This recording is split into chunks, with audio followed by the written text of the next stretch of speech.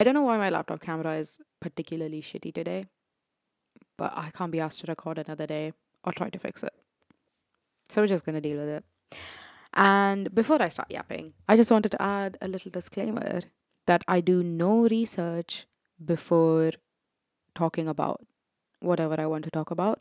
So please remember that this is all opinion and not fact. Wonderful. So, I had a completely different video planned out. I was going to talk about imagination and agency, which had a little more of a direct connection to my previous video about creativity. And then life happened.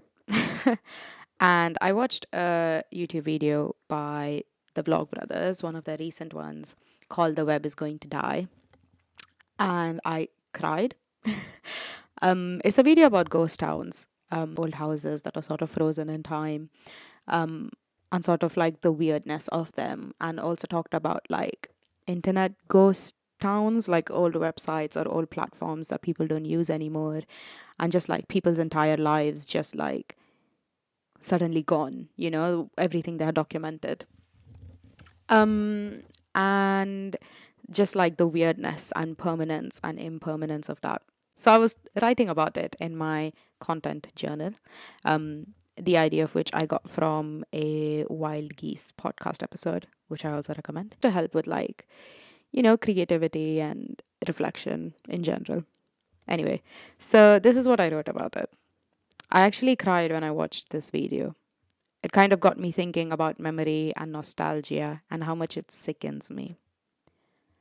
But it gave me a new perspective to my illness. It was a symptom of a wider condition, memory loss. Not just shorter attention spans, fewer theatrical commercial successes that aren't thrillers or action movies, note taking apps, AI transcribers, digital calendars, always having a laptop or television on with your phone. Summary generators were constantly encouraged to keep looking forward. We're told to always multitask and optimize for quote unquote the future. We have so many shortcuts to consumption, so we have more time that we spend scrolling. Just in case you remember, things weren't always like this. It kind of just makes me sad, even when I read it out again. This is not new, right? Like, nothing I'm saying is new. Everyone's talking about it, everyone feels it to some degree. And I've just been thinking about how different people respond to that. In the last month alone, I've seen like two or three of like my YouTube creators that I follow, um, taking a break from YouTube because of how the internet is being used these days, how the internet is evolving. A lot of people talking about the dead internet theory, which I know nothing about, so I won't talk about it. People doing like digital detoxes or dopamine detoxes, and the word detox in itself sort of carries that undertone of something is toxic about this and we need to stop. All of those are like the symptoms of this illness of memory loss, and for me that's nostalgia.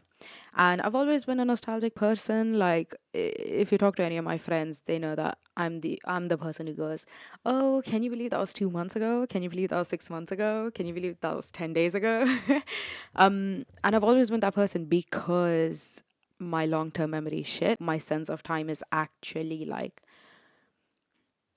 more, there's a lot of factors that go into that warped perception of time.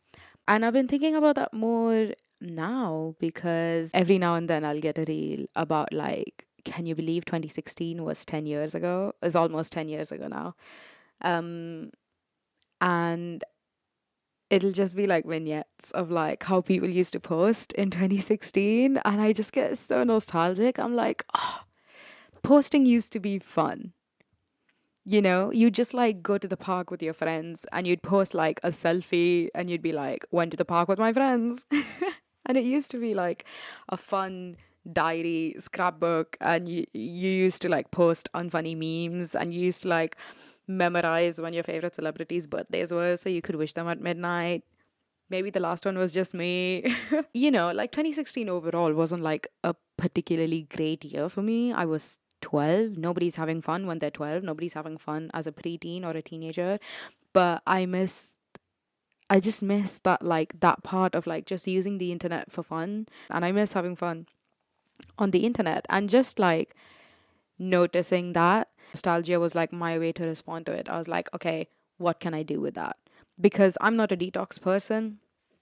I'm not, I can't, it's just not me. And I want to be on the internet. I want to be using the internet in a way that makes me happy. And so I was like, okay, how do I do that? And I was just like, okay, I'm just going to stop using the internet like I'm a bot. Actually engage with what I see on social media, be alive on the internet, save stuff I like, repost like unfunny memes again on my stories. Like, I don't care if you think that that's cringe. It's a dance video and I really like it, I'll just comment. Start using the internet like I used to. And just like post random shit. Definitely felt like Instagram became like the LinkedIn of my social life. Only post the highlights and like you don't post anything else, and every picture has to be like fun and parties or like day outs and nothing else. And I don't want to do that. I'm not like completely pro 2010s internet culture because there's a lot of shit about that we don't need to get into. Yeah, there's like so many dead accounts, but there's also so many people still creating, still looking to connect with like-minded people. And like it's just so fun like engaging with that side of the internet that's still like trying, that's still human. You know, there's so many more creators. There was someone who did like who was like, oh, I'm in a 9 to 5 and I feel miserable, so I'm going to do one thing every day for 30 days and I'm going to document it. And they blew up, and so many people were like just following their journey. Someone who was just like running every day and I was like, I want to run every day and I'm going to document it, and people were following them.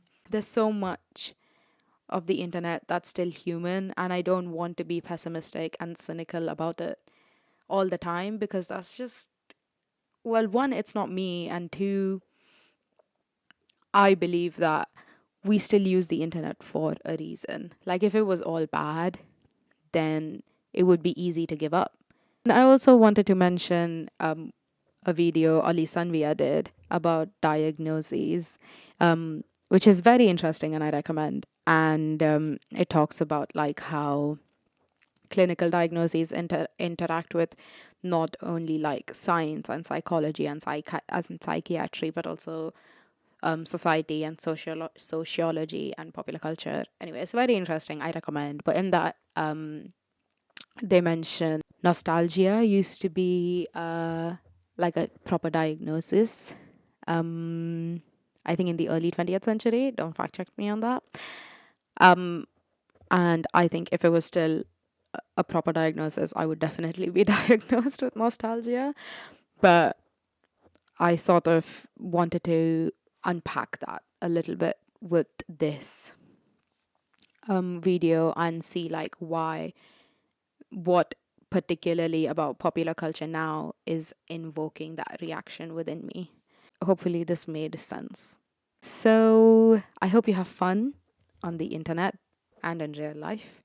And while you're having fun, I'll be in this corner of the internet and I will see you soon.